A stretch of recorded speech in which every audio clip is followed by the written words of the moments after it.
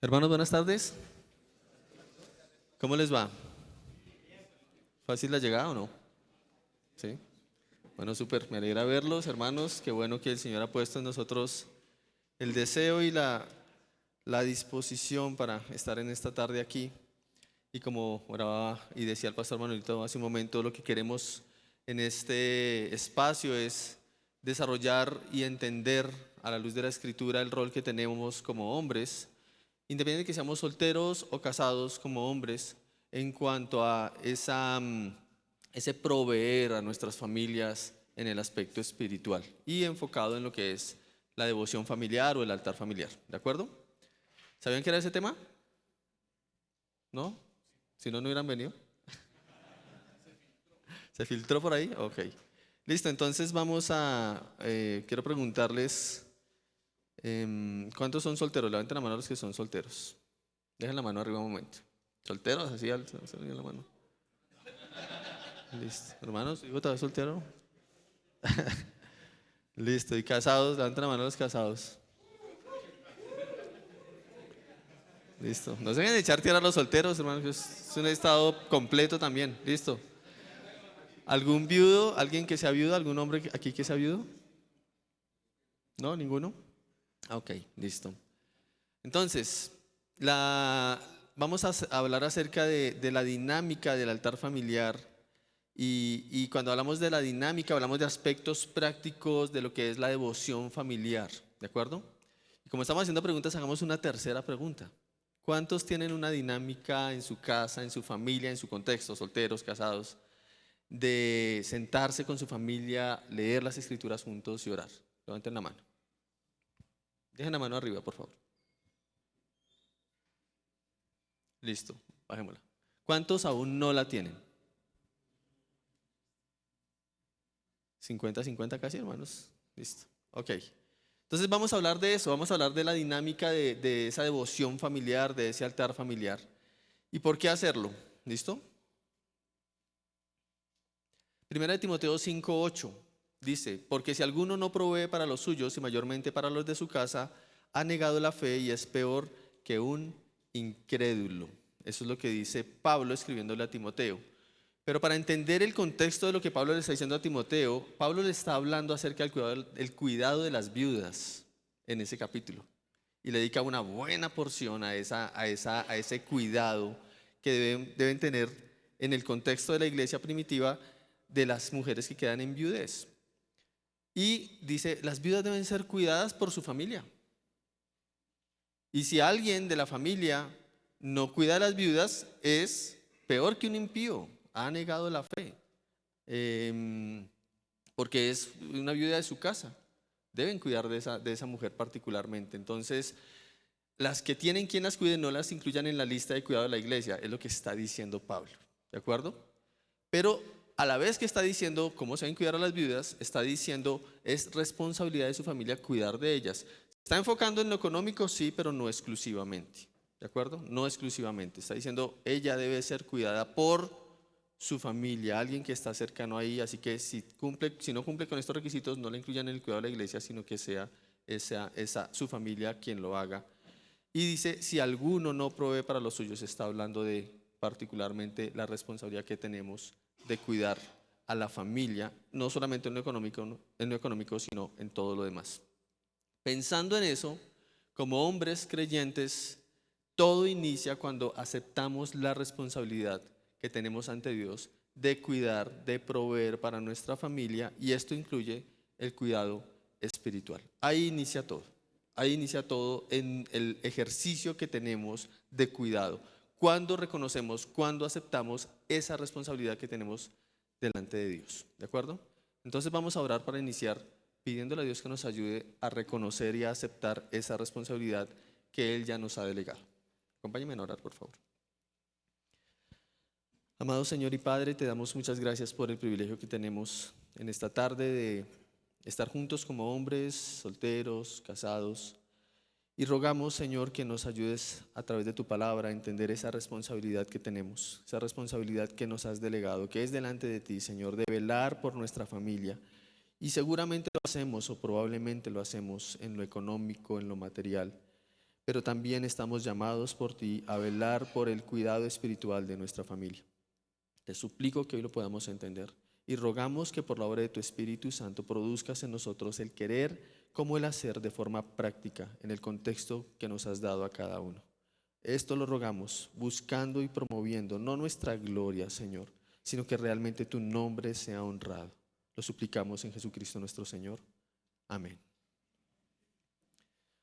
Bueno, vamos a tratar de entender esas dinámicas que la Biblia nos da, esa sabiduría que encontramos en las Escrituras para llevar a cabo esa devoción familiar y cómo hacer que en nuestra familia se comprenda mejor y se viva mejor la palabra de Dios, siendo nosotros responsables de esa tarea, ¿de acuerdo?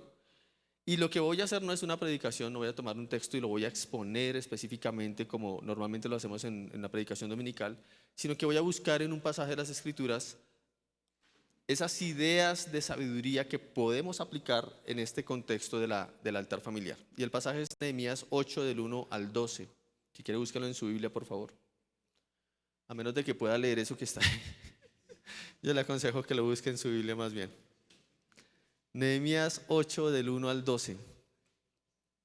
Si lo puede seguir ahí, sígalo, pero si tiene su Biblia allí, mucho mejor. Voy a leer en la versión que tengo aquí. Ahí en la pantalla está la Biblia de las Américas, aquí tengo la Reina Valera 60. Sígalo en la versión que usted tenga allí, por favor. Dice Nehemías 8, versículos 1 en adelante. Venido el mes séptimo, los hijos de Israel estaban en sus ciudades, y se juntó todo el pueblo como un solo hombre en la plaza que está delante de la puerta de las aguas, y dijeron a Esdras el escriba que trajese el libro de la ley de Moisés, la cual Jehová había dado a Israel. Y el sacerdote Esdras trajo la ley delante de la congregación, así de hombres como de mujeres, y de todos los que podían entender, el primer día del mes séptimo. Y leyó en el libro delante de la plaza que está delante de la puerta de las aguas, desde el alba hasta el mediodía, en presencia de hombres y mujeres y de todos los que podían entender, y los oídos de todo el pueblo estaban atentos al libro de la ley. Y el escriba Esdras estaba sobre un púlpito de madera que habían hecho para ello, y junto a él estaban Matatías, Sema, Anías, Urías, Hilcías y Maasías a su mano derecha, y a su mano izquierda Pedaías, Misael, Malquías, Hasum, Hasbadana, Zacarías y Mesulam. Abrió pues Esdras el libro a ojos de todo el pueblo, porque estaba más alto que todo el pueblo, y cuando lo abrió todo el pueblo estuvo atento. Bendijo entonces Esdras a Jehová, Dios grande, y todo el pueblo respondió, amén, amén, alzando sus manos, y se humillaron y adoraron a Jehová inclinados a tierra. Y los levitas, Jesúa, Bani, Serebías, Jamín, Acub, Sebatía, Odías, Maasías, Kelita, Azarías, Josabed, Anán y Pelaía, hacían entender al pueblo la ley, y el pueblo estaba atento en su lugar. Y leían en el libro de la ley de Dios claramente y ponían el sentido, de modo que entendiesen la lectura. Y Nehemías el gobernador y el sacerdote Esdras escriba y los levitas que hacían entender al pueblo dijeron a todo el pueblo, día santo es a Jehová nuestro Dios, no os entristezcáis ni lloréis, porque todo el pueblo lloraba oyendo las palabras de la ley. Luego les dijo, id, comed grosura y bebed vino dulce, y enviad porciones a los que no tienen nada preparado, porque día santo es a nuestro Señor. No os entristezcáis, porque el gozo de Jehová es vuestra fuerza. Los levitas pues hacían callar a todo el pueblo diciendo, callad, porque es día santo y no os entristezcáis. Y todo el pueblo se fue a comer y a beber y a obsequiar porciones y a gozar de grande alegría, porque habían entendido las palabras que les habían enseñado. Amén. Lo que está pasando aquí en este pasaje de Nehemías es que el pueblo de Israel ha vuelto del exilio, ha vuelto de la cautividad, ya una semana más o menos antes de esta lectura que tuvo Esdras juntamente con el pueblo y los levitas, habían culminado la reconstrucción del muro de Jerusalén, que fue lo primero que fue lo que reconstruyeron en este caso. Y luego de que hicieron la reconstrucción, y sí, hubo esta lectura lectura de la palabra que acabamos de considerar. A partir de allí vamos a tratar de entender algunas dinámicas que aportan sabiduría a la manera en cómo nosotros podemos hacer y que debemos considerar a la hora de hacer una devoción familiar o un altar familiar. ¿De acuerdo? Listo. Entonces quiero que lo piense en su contexto y vamos a tratar de considerarlo. Lo primero que dice es que se reunió todo el pueblo y le pidieron a Esdras que trajera el libro de la ley de Moisés que Dios les había dado a ellos, al pueblo de Israel. Esdras hizo eso, trajo la ley y delante de toda la asamblea, estaba compuesta por hombres, por mujeres y todos los que podían entender lo que se estaba escuchando. Entonces, una primera dinámica que valdría la pena que considere usted, que ya está haciendo el devocional en su casa con su familia, ese altar familiar, o que quiere y no lo está empezando a hacer, pero que tiene el deseo de hacerlo, es definir un lugar de reunión en torno a la palabra de Dios. En este caso, ellos se reunieron en una plaza que estaba delante de un lugar que era la Puerta de las Aguas. Y usted necesita un lugar. Si quiere hacer la devoción familiar, usted necesita un lugar. ¿Cuál puede ser ese lugar? ¿Cuál? La sala, ¿ok? El comedor, un estudio, ¿qué otro? Piensa en su casa, ¿dónde lo haría? ¿O dónde lo hace? ¿En dónde? En el estudio, ¿cierto?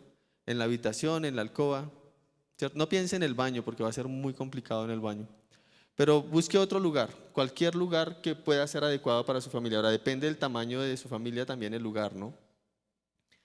Y el propósito es que se reúnan en ese lugar en torno a la palabra de Dios, ¿de acuerdo? Otra dinámica, luego de definir ese lugar, es reunirse en ese lugar como familia, ¿de acuerdo? Todos los que puedan entender la palabra de Dios. Cada contexto de nosotros es distinto. ¿Cuántos aquí tienen hijos pequeños? Pequeños de niños pequeños, niñas y niños pequeños. Ok, listo. ¿Cuántos no tienen hijos? Ok, listo. ¿Cuántos tienen hijos que están en casa y son grandes? Yo tengo una niña grande ya. Ok, listo. ¿Cuántos viven solo con su cónyuge? Listo. Ok, no tienen hijos. Sí, levantan la mano los mismos de ahorita. ¿Cuántos viven con sus padres todavía? Ok, levanten la mano. Listo, súper. Sus contextos son diferentes, pero la expectativa es que el altar familiar lo hagamos dentro del contexto familiar que tengamos, ¿de acuerdo? Si usted es soltero y está con su familia y usted es el único creyente y ellos acceden a que usted lo haga, hágalo. Reúnase con ellos. Listo, ahorita vamos a hablar de otros detalles que están aquí en este pasaje también, que nos pueden aportar sabiduría. Pero hágalo. Ay, no, el día que me case lo hago, o el día que viva solo lo hago. No, o sea, hágalo y si puede involucrar a su familia y ellos quieren, invítelos y empiece a hacerlo con ellos. Si usted es casado, no tiene alternativa, hermano. Entonces, hágalo con su esposa, hágalo con sus hijos, si tiene hijos, si aún no los tiene con su esposa particularmente. Pero que sea claro para todos que hay que tener un lugar y que ese lugar es para reunirse juntos como familia en torno a ¿qué? A la palabra de Dios. El propósito es que se reúna con todos los que puedan entender la palabra de Dios. Y entonces usted dice, bueno, pero si mi bebé o mi bebita ya es muy pequeñito, ¿cierto? De meses, pues no va a poder entender la palabra de Dios, ¿qué hago con él? No, él puede estar o ella puede estar, ahí puede estar, no hay ningún problema, ya vamos a mirar eso. Otras tres dinámicas. Dice, y leyó en el libro frente a la plaza que estaba delante de la Puerta de las Aguas desde el amanecer hasta el mediodía. Entonces si usted se pregunta, ¿cuánto tiene que durar el devocional familiar? No, solamente desde el amanecer hasta el mediodía, no más. ¿Listo? Ya ahí está claro. Ya aplique esa dinámica y listo. No, no es así, pero sí debe definir un tiempo de reunión donde la palabra de Dios sea central. ¿Cuánto puede ser ese tiempo? ¿Qué se les ocurre? ¿Una hora? Wow. ¿Ok? 10 minutos, ¿ok? Depende de su contexto. Aquí el contexto necesitaba que fuese todo ese tiempo, desde el amanecer hasta el mediodía, 6 horas ahí ellos, de pie, escuchando las escrituras y todo lo que vimos y ahorita vamos a mirar rápidamente. Usted define, es el tiempo con su familia, es el tiempo en el que usted se sienta con su familia y usted definirá, bueno, vamos a hacerlo 10 minutos, vamos a hacerlo 15, vamos a hacerlo una hora, vamos a hacerlo 40 minutos, depende. Es más, puede que un día usted lo haga 10 minutos y al otro día lo haga media hora y al siguiente lo haga 20, ¿sí me explico? Porque los contextos pueden variar, a veces estamos más cansados, a veces menos cansados, a veces tenemos más tiempo, al otro día hay quizás que madrugar, entonces el tiempo se acorta. Lo hago en la mañana, lo hago en la tarde, eso varía. Lo que no puede variar es que haya ¿qué? Un tiempo. Es decir, una medida de tiempo para hacerlo, porque si no, no lo van a poder hacer. ¿De acuerdo? Entonces debe haber un lugar y debe haber tiempo. ¿De acuerdo? Y de nuevo, la palabra de Dios debe ser allí central. Porque dice, y los oídos de todo el pueblo estaban atentos ¿a qué? Al libro de la ley. Entonces es un tiempo definido en el que vamos a estar atentos a la palabra de Dios.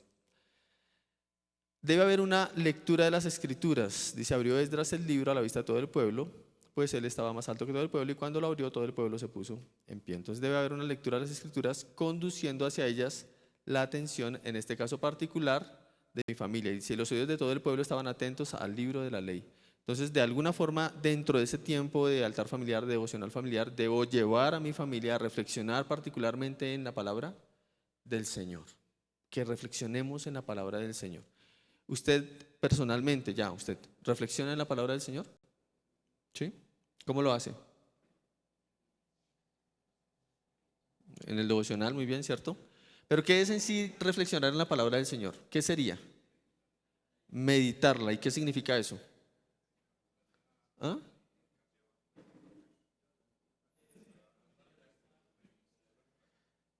Hacerle preguntas, por ejemplo, ¿cierto? Si yo quiero meditarla, yo tengo que hacerle preguntas. ¿Qué está diciendo? ¿Quién lo está diciendo?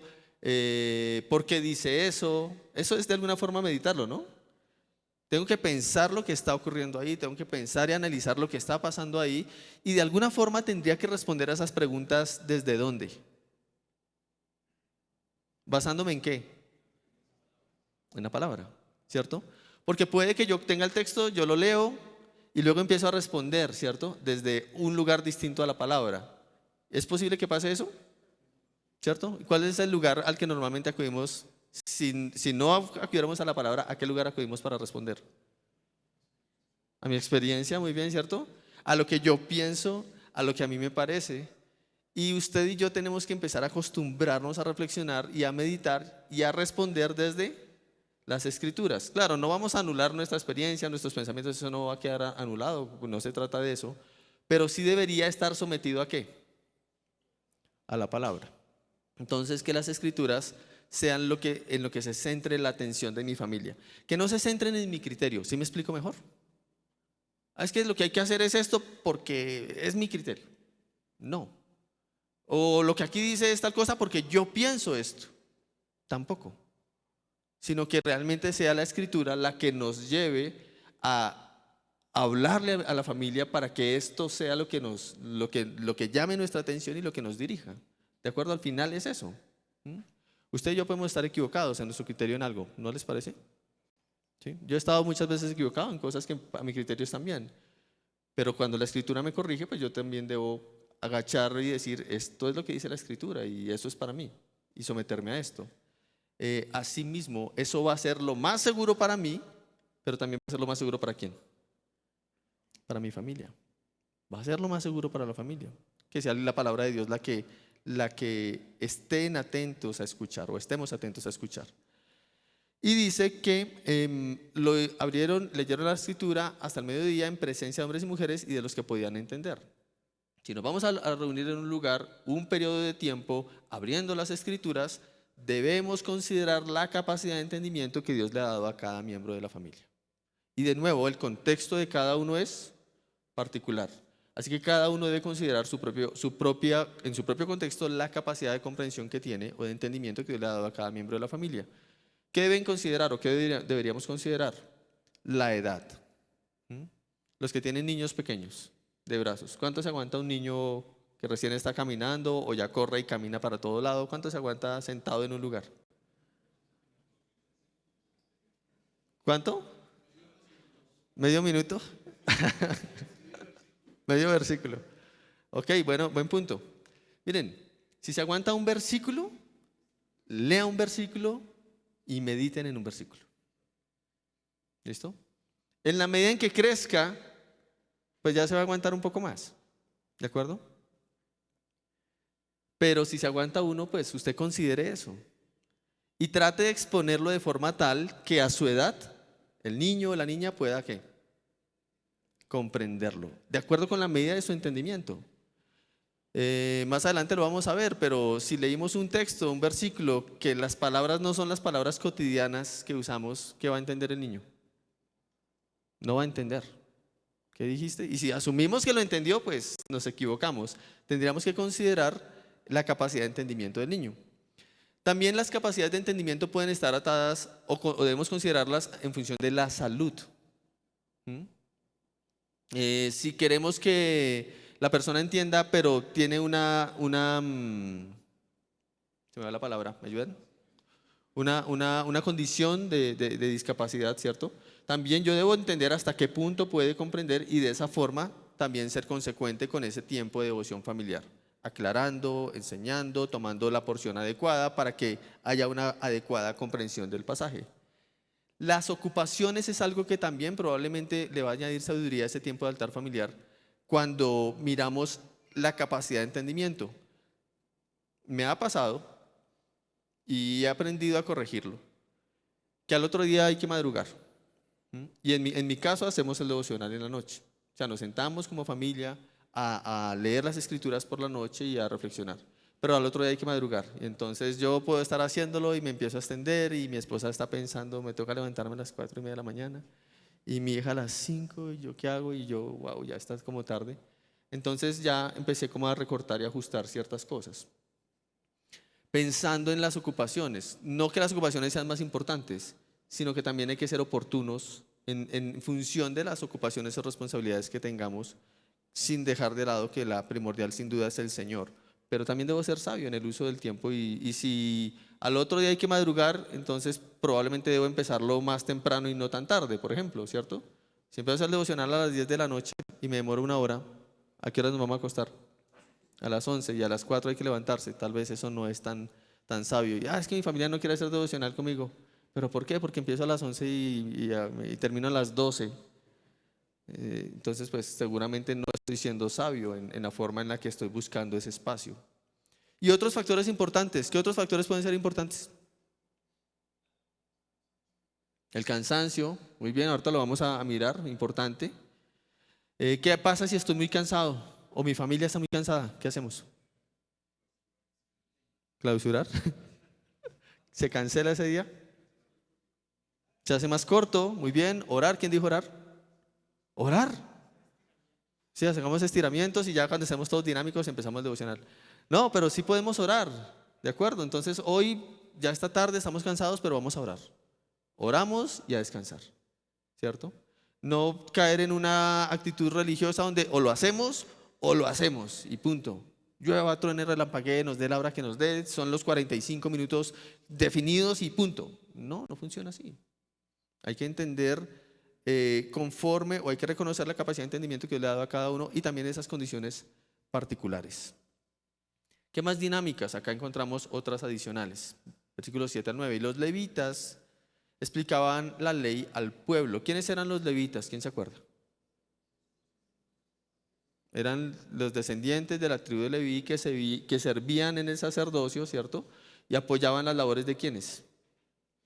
Del sumo sacerdote y de los sacerdotes, ¿de acuerdo? ¿Y qué estaban haciendo aquí los levitas? Explicaban la ley al pueblo. Listo. Dice, mientras el pueblo permanecía en su lugar y leyeron en el libro de la ley de Dios, traduciéndolo y dándole el sentido para que entendieran la lectura. Hacer la lectura de forma clara y de la forma más sencilla posible. ¿Usted sabe leer? Sí, claro, pastor, pues como no va a saber leer. Listo, de acuerdo. Pero ¿se ha esforzado en leer mejor? ¿A quién le cuesta a veces leer? De verdad, así, con franqueza. Listo. ¿Y ha hecho algo por leer mejor? ¿Cierto? Piensen en el contexto de los niños. Si usted le lee a los niños, ¿cómo debería leerle a los niños? ¿Qué debería usar? Una nueva traducción viviente, ok. ¿Por qué? Un lenguaje más cotidiano, más gráfico, ¿cierto? Un lenguaje mucho más gráfico que ayuda a que el niño ¿qué haga mientras escucha la lectura? ¿Qué hace el niño? Se imagina la lectura, ¿cierto? Se imagina lo que está narrando. Pero ¿cómo debería ser la lectura? Porque usted puede tener la nueva traducción viviente, ¿cierto? Un lenguaje súper sencillo, pero leerla bien mal, también puede pasar, ¿no? Y entonces, ¿qué va a hacer el niño? Se está tratando de imaginar lo que estamos leyendo y dice, no lo logro imaginar, ¿cierto? Entonces, hacer la lectura de la forma más clara y sencilla posible. De verdad, tómese el tiempo, léalo con la adecuada entonación, haga las pausas. ¿Las comas para qué son? Cuando usted está leyendo y encuentra una coma, ¿qué hace? Pausa. Se tiene que detener, ¿cierto? Ahora no se detenga 10 segundos, media hora, pero sí deténgase. La coma está para hacer una pausa, ¿de acuerdo? Si encuentra un punto, ¿qué debe hacer? Una pausa un poco más amplia, ¿cierto? Ok. Si encuentra un signo de interrogación, ¿cómo debió haber leído? En forma de pregunta. ¿Desayunaron hoy?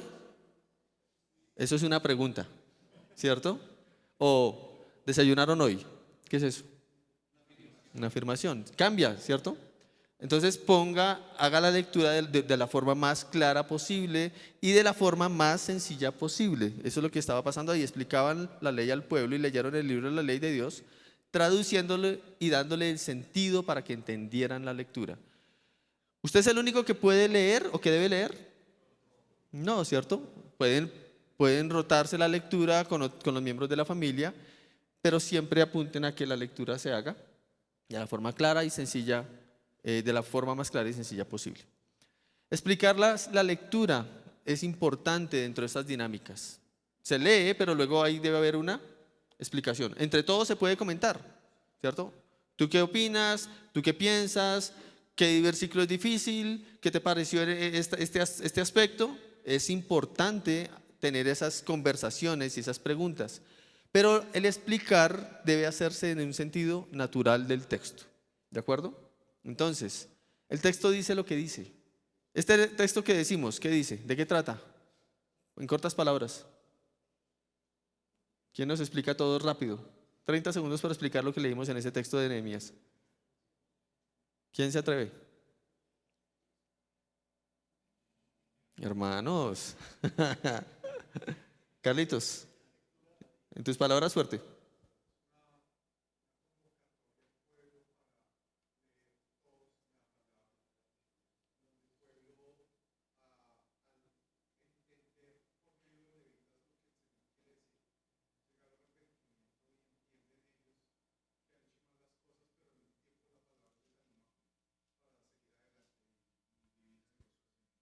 Listo.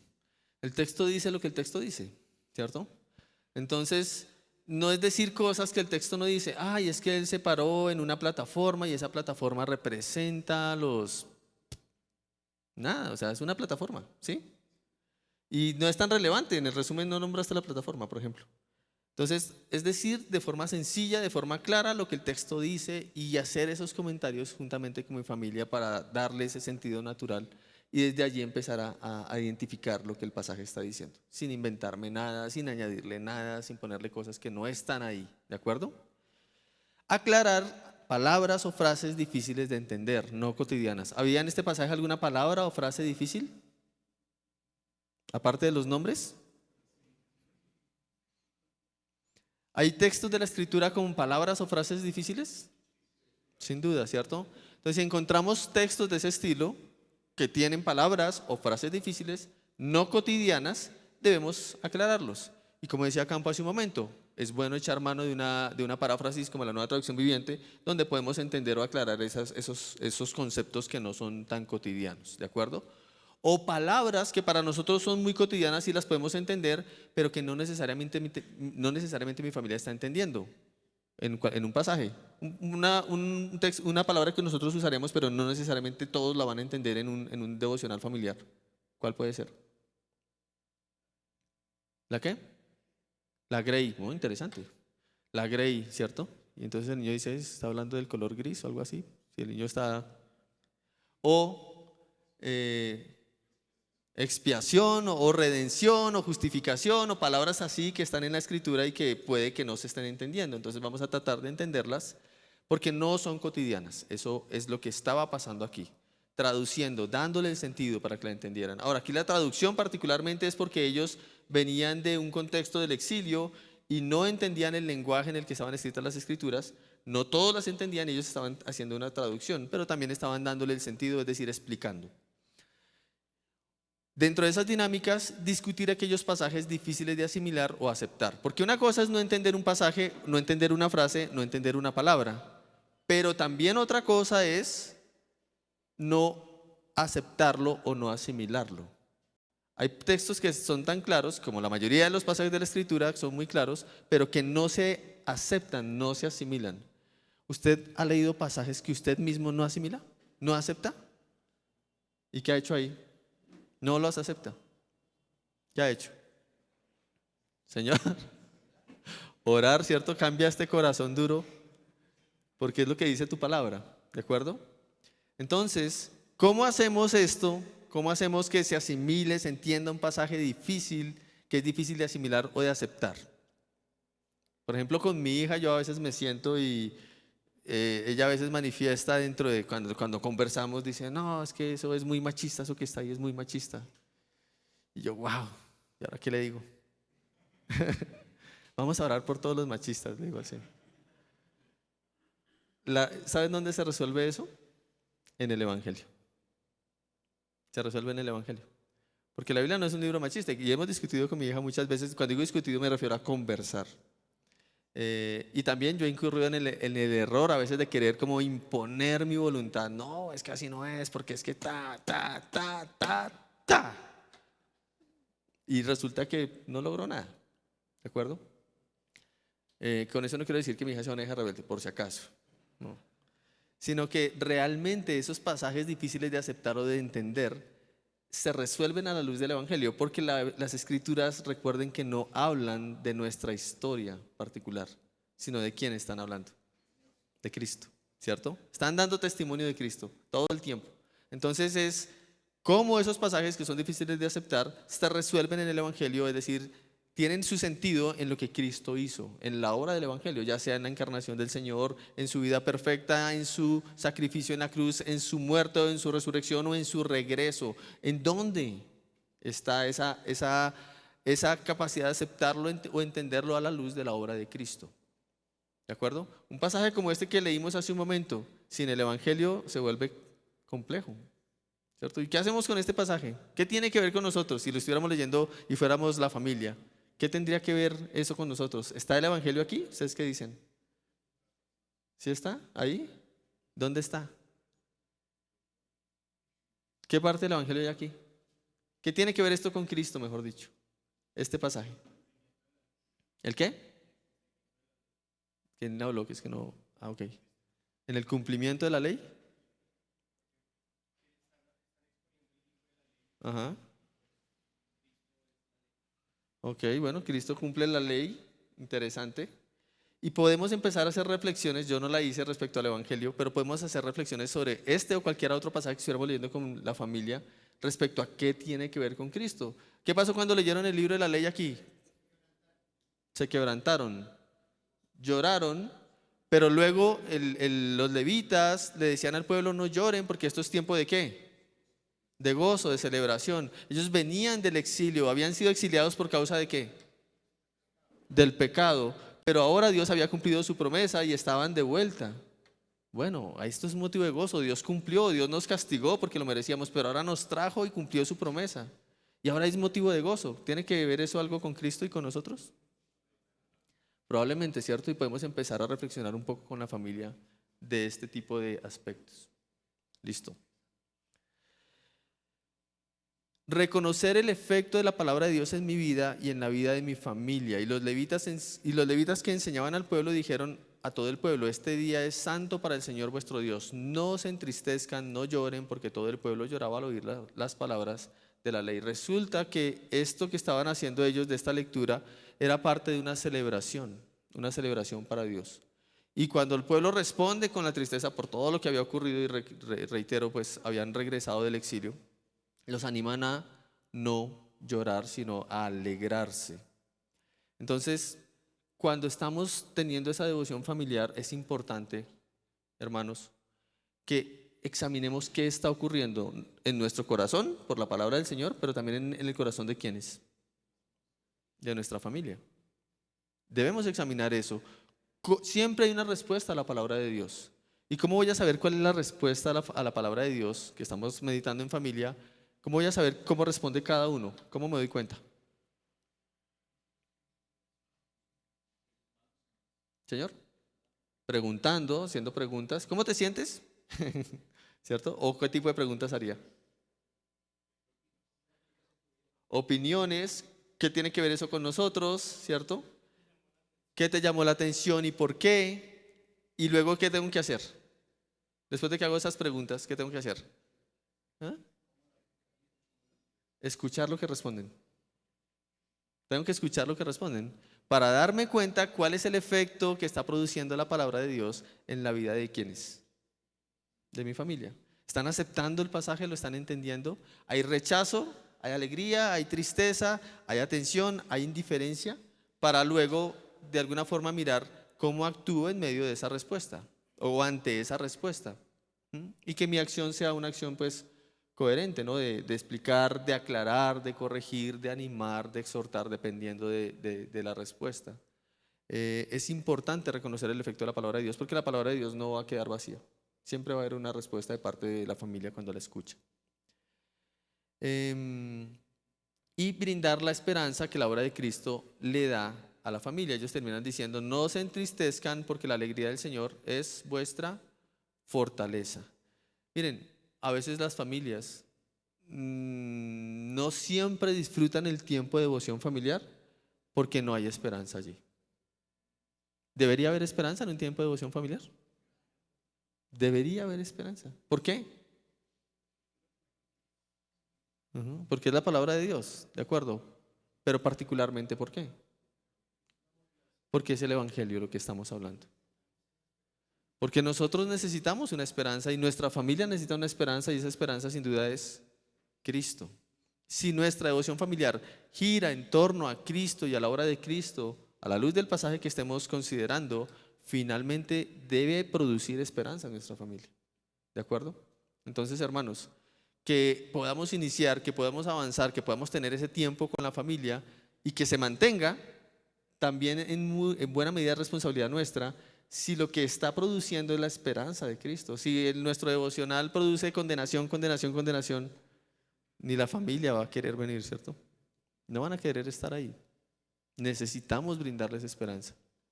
Y claramente eso no anula la realidad de la condenación por causa del pecado, pero debemos mostrar cómo Cristo es la solución a esa condición. La única solución, la genuina condición a esa condición. Y estas últimas. Los levitas calmaron a todo el pueblo diciendo: callad, ya lo habíamos leído, versículo 12, y todo el pueblo se fue a comer, a beber, a mandar porciones y a celebrar una gran fiesta, porque comprendieron las palabras que les habían enseñado. ¿Quiénes de los que levantaban la mano hace un momento y decían que tienen este tiempo familiar, de devoción familiar, terminan así o se sienten así al terminar con su familia? No solo ustedes, sino su familia, sienten eso, una gran fiesta porque comprendieron las palabras que les habían enseñado. ¿Ha experimentado eso? Levante la mano el que lo ha experimentado. Ok, súper. Eso debería ser. O sea, más allá de si, me siento feliz porque entendí que Dios es bueno y misericordioso. Wow, ¿cierto? Pero también me siento feliz porque entendí que Dios va a castigar al culpable, no lo tendrá por inocente. Y ese culpable que fue castigado fue Cristo. Y tengo que volverme a Cristo. ¿Sí? Eso también es un motivo de gozo. Entonces, entender que ese es nuestro propósito, que se comprenda la palabra de Dios y que la palabra de Dios exalte a Cristo, y entonces, si eso ocurrió, se cumple nuestro propósito. Nuestro propósito, hermanos, no es cumplir todos los días media hora de devocional familiar. ¿Lo estamos haciendo? Sí, cumplimos el propósito. No cumplimos el propósito. ¿El propósito es cuál? Que Cristo sea exaltado. No es que usted sea exaltado, no es que yo sea exaltado, porque es que yo hago el devocional todos los días durante tantos años y, mejor dicho, todos me están marchando como deben marchar. No, ese no es el propósito. El propósito real es que Cristo sea exaltado. Usted se ha sentado aquí en estas bancas, yo me he sentado aquí en estas bancas, hemos escuchado predicaciones de nuestros pastores y hay momentos donde usted dice: wow, tremendo esto de la palabra, yo no lo había entendido. ¿Le ha pasado? ¿Sí? ¿Y usted quiere que eso pase solamente cada 8 días? Si le va bien, si nos va bien a los pastores, ¿o preferiría que juntamente con eso pase en su devoción familiar? Realmente lo que usted está anhelando, si usted quiere que eso pase en su devoción familiar, es que Cristo sea exaltado. Eso es lo que usted anhela realmente. Que Cristo sea exaltado y que usted con su familia pueda decir, wow, yo no había entendido eso. ¿Saben cuántas veces tengo que decirle a mi familia de las veces que hemos estado haciendo el devocional? Yo no había entendido eso. Wow. Yo no, eso tampoco lo había entendido. Nunca lo había visto así. Yo nunca lo había visto así. Pero fue ahí, con mi familia, leyendo, orando juntos, porque estábamos consciente o inconscientemente leyendo la palabra del Señor sin entender, pero al final por la misericordia de Dios, entendiendo que se trataba de Cristo. Se trataba de Cristo y lo conocimos, entendimos algo que no entendíamos, identificamos algo que no habíamos identificado. Esto tiene que ver con nuestras vidas y no sabíamos cómo, pero lo hizo el Señor mismo. Y Él estaba ahí, Él estaba presente, Él nos dio su gracia y ahí entonces sí se cumplió el propósito. El propósito, hermanos, no es 30 minutos de devoción familiar. El propósito no es que lo hagan todos los días. Ese no es el propósito. El propósito es que Cristo esté presente genuinamente en sus hogares. ¿Amén? ¿No? Terminemos con lo siguiente. Consideraciones y desafíos que pueden surgir ante este propósito. Los que no lo han hecho, ¿por qué no lo han hecho? Porque hay desafíos, ¿cierto? Y los que han hecho, los que lo hacen, ser constantes a veces no es tan fácil. ¿Por qué? Porque hay desafíos. Vamos a culminar con cuáles pueden ser esos desafíos. Son solo esos. ¿Cuál será el mejor lugar para reunirnos como familia? Ya nombrábamos algunos. La sala, el comedor, la alcoba, el estudio, cualquier lugar que usted defina en su casa, perfecto. Pero si usted no está en su casa, si salió de vacaciones, ¿qué hace? Señor, buscar un lugar, ¿cierto? En donde se queden a descansar, ahí pueden hacerlo. Junto a una piscina, ¿lo pueden hacer en vacaciones? Sí, lo digo porque ya estamos próximos a vacaciones. También se puede hacer en la playa, rico, ¿cierto? Qué rico viendo los cielos que cuentan la gloria de Dios y el firmamento, la hechura de sus manos y haciendo el devocional. Delicioso, rico, ¿cierto? Entonces podemos hacerlo en cualquier lugar. Al final es que estemos reunidos como familia, ¿de acuerdo? ¿Cuánto tiempo será el adecuado?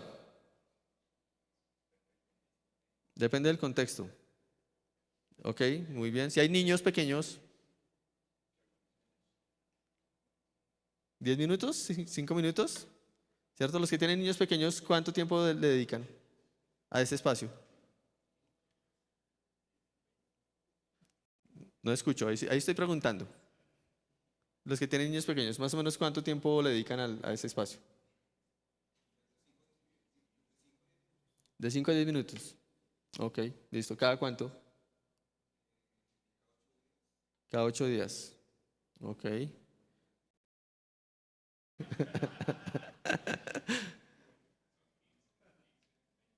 15, 20 minutos. ¿Cada cuánto? Diario. Ok, súper, señor. Ajá.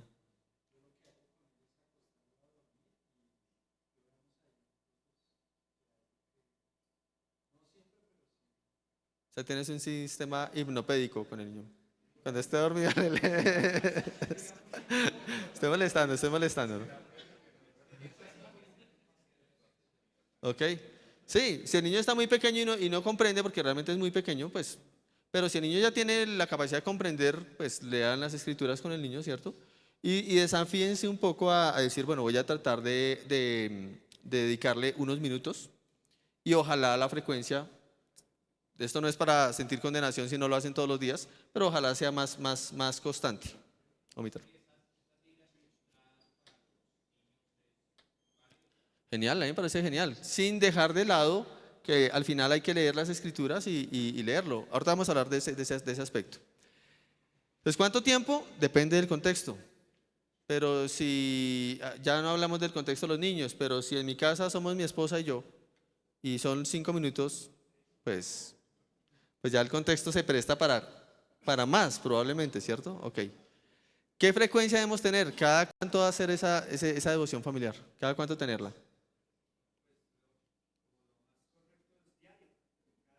Lo más correcto es diario, ¿cierto? El Señor nos enseñó a orar ¿cómo? Padre nuestro que estás en el cielo, santificado sea tu nombre. Venga tu reino, hágase tu voluntad en la tierra como en el cielo. El pan nuestro de cada día, dánoslo hoy. Hubiera podido decir el pan nuestro de cada día el pan nuestro de cada 8 días, ¿cierto? Y a los 8 días vuelvo y pido el de la siguiente semana, ¿no? Todos los días había que pedir el pan nuestro de cada día. Entonces al final es eso, o sea, tratemos de que sea, como dices, Juanito, algo cotidiano, algo que hace parte real de mi contexto familiar, continuo.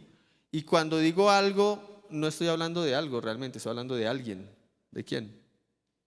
De Cristo, con quien tenemos una relación diaria, cotidiana. Es real, Él está presente. Entonces, si Él está presente y yo tengo esa cotidianidad con Él, pues es lo más coherente que busque que mi familia la tenga en el devocional familiar. Si no lo hice un día, pues bueno, no me voy a condenar por eso, pero sí voy a procurar esforzarme en ello. ¿Qué hago si me siento si me siento poco capacitado en la comprensión de la palabra de Dios? ¿Le ha pasado? ¿O solo a mí? Si no me siento tan capacitado y este pasaje y aquí que digo, de qué reflexionamos, qué propongo, ¿qué hacemos? ¿Qué debemos hacer? Señor, ¿listo? Puedo pedirle al Señor que me ilumine, que me ayude, el Espíritu de Dios lo va a hacer, sin duda tenemos el Espíritu que nos guía a toda verdad y investigar, leer, pedir ayuda a otros, buscar un buen libro, ¿cierto? Que me enseñe a este pasaje. No siempre lo hago, pero a veces cojo el pasaje y lo leo antes. Y en la noche que me siento con mi familia digo, yo ya lo leí, yo ya lo tengo en la mente, yo ya lo he pensado durante el día. Y en la noche digo, miren, vamos a leer este pasaje. Yo ya he pensado muchas cosas, entonces llevo un poco de ventaja. ¿Es cierto? Y quedo como el teólogo. Sí, claro, todo el día lo estuve pensando. Pero hay otras noches donde llego yo y no había leído nada del pasaje, venga a ver, leemos y aquí qué decimos. ¿Tú qué opinas? Esa es mi pregunta. Sí, a ver, ¿y tú qué aplicaciones harías aquí? ¿Cierto? Y quedo como el teólogo más, que no quiere, pero no va a quedar mal nunca. Ok. Señor.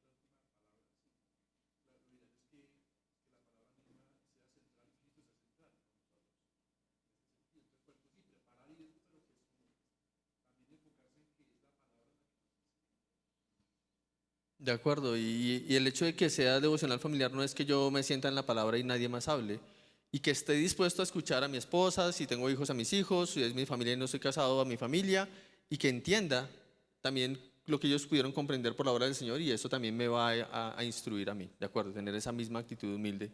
Es necesario, y cuántas veces nos vemos sorprendidos porque alguien de mi familia entendió algo que yo no había entendido y me veo bendecido por ello mismo. ¿Cómo respondo ante una pregunta para la cual no sé la respuesta? ¿Y esto por qué dice esto en este pasaje? Y si no sé la respuesta, ¿qué debo hacer? Diga, no sé. Sí, no sé, vamos a leer, o no sé, pero la Biblia es de estudio, ven, miramos la nota que dice, o no sé, voy a preguntar, o vamos a averiguar entre todos, ¿cierto? Eso es lo más franco, lo más sabio, lo más adecuado, ¿de acuerdo? ¿Qué recursos puedo usar en ese tiempo? Para ese tiempo de devoción familiar. Una buena Biblia de estudio, libros de autores que hablan sobre ese tema, una prédica. Es interesante, yo sé que varios de ustedes en su devocional familiar, el sermón del domingo, se sientan y lo reflexionan. Bueno, vamos a reflexionar lo que se predicó y aprovechan para hacerlo un día a la semana o algo por el estilo. ¿Qué más dijeron por acá? Concordancias, un versículo que tiene un paralelo en otro libro de la Escritura, etcétera. Versiones de la Biblia para aclarar términos, herramientas, hermanos, muchísimas. Pero es que no tengo plata para comprar todo eso. Gratis en internet, en PDF, muchas también. Listo. ¿Cómo supero mis propias luchas y las de mi familia? Porque uno de los desafíos de hacerla, de iniciarla y de mantener la devoción familiar es superar luchas que tenemos y que mi propia familia tiene. Y debemos ser conscientes de eso, no nos idealicemos a nosotros mismos y creamos que no las tenemos, y tampoco idealicemos a nuestra familia y creamos que tienen que ser perfectos, porque eso no es real. ¿Cuáles son esas luchas? Acá hay unos ejemplos. Pereza. ¿Usted ha tenido pereza a veces de hacerlo? Sí, yo también. ¿Listo? Y cuando estoy perezoso o cansado, llego, saludo en la noche, como lo hacemos en la noche, me alisto, como algo, me empillamo y me meto en la cama. Y me ha pasado, hace poco me pasó, me metí en la cama y yo estaba, ya que me dormía, estaba muy cansado ese día, y llegaron mi esposa y mi hija a la habitación. Y yo, ¿de qué? Vamos a orar y vamos a... Yo, bueno, está bien, me incorporé ahí en la alcoba, metidito entre las cobijas, la Biblia. Bueno, estamos leyendo ahorita un libro de devociones, de oración y confesión y varios temas. Y leímos, reflexionamos y oramos 15 minutos y ahora sí, a dormir todos, yo ya quiero dormir. Entonces, esas luchas las tenemos: pereza, cansancio, comodidad y también el pecado. ¿Mm? ¿Qué hacemos? Listo, el devocional, pero hoy sí es que pequé, me siento horrible, qué devocional ni qué devocional. ¿Cómo superamos eso? Haciéndolo, muy bien. ¿Cómo superamos eso? Orando. ¿Orando de qué manera? Señor, pidiendo perdón. Necesitamos a Cristo, necesitamos la obra del Espíritu de Dios en nuestras vidas, hermanos. Aquí no es quienes tenemos el poder y la capacidad para hacer esto, no. Necesitamos con humildad reconocer que necesitamos a Dios. Acudamos a Él. Señor, no tengo ganas, no tengo fuerzas. Señor, hoy pequé contra ti, confieso mi pecado, ayúdame, quiero seguir adelante. Hermanos, por eso vino Cristo, para ayudarnos, para capacitarnos. Y finalmente, ¿qué gran expectativa debemos tener en ese tiempo de devoción familiar? ¿Cuál es la gran expectativa de ese tiempo? Glorificar a Cristo. Esa es la gran expectativa realmente. Que Cristo sea honrado, que Cristo sea glorificado. ¿De acuerdo? ¿Y cómo lo honramos y cómo lo glorificamos? Compartiendo juntos, como lo veíamos hace un momento, la palabra del Señor, orando juntos, enfrentando las luchas que tenemos juntos como familia. ¿Saben dónde usted más realmente puede conocer a su familia? A su esposa, bueno, iba a decir a su esposo, pero no me equivoqué. A su esposa, a sus hijos, a su familia, a sus padres. ¿Saben cómo los puede conocer más? Ahí. Ahí usted les va a escuchar, usted les puede preguntar de sus luchas, de cómo estuvo su día, de cómo lo que están reflexionando tiene que ver con ese momento que están viviendo como familia. Van a poder orar juntos, van a poder pedirle al Señor que los ayude, van a poder honrar y glorificar al Señor juntos. No se pierdan eso, hermanos. No se lo pierdan. Disfrútenlo. Amén. Señor, gracias por darnos tu palabra que nos da sabiduría para reconocer cuánto necesitamos de ti, para saber, Señor, que todo lo que necesitamos está en ti, Señor, y eres tú mismo, Dios. Que te honremos, que te exaltemos, ejerciendo nuestro cuidado de nuestras familias, ese cuidado que lo hacemos material, pero que necesitamos también reconocerlo y hacerlo espiritualmente, Señor, a la luz de tu palabra, reflexionando en tu evangelio, cuidando de nuestras familias. Ayúdanos a hacerlo, Señor. Te ruego por los hermanos que están aquí presentes que aún no lo hacen, te suplico que les capacites, no por condenación, sino por un amor genuino y creciente hacia ti, Señor, a que lo puedan hacer. También te ruego por quienes ya lo hacen, Señor, que puedan ir haciéndolo de una forma más intencional, buscando tu honra, tu gloria, tu alabanza y expresándoles así a sus familiares que les aman y por eso les dan lo mejor que existe, lo mejor que hay es tu palabra y el conocerte a ti y el disfrutar de ti. Te alabamos por ello, Dios, y rogamos que nos sigas instruyendo en esta tarde. En Cristo lo pedimos, Señor. Amén.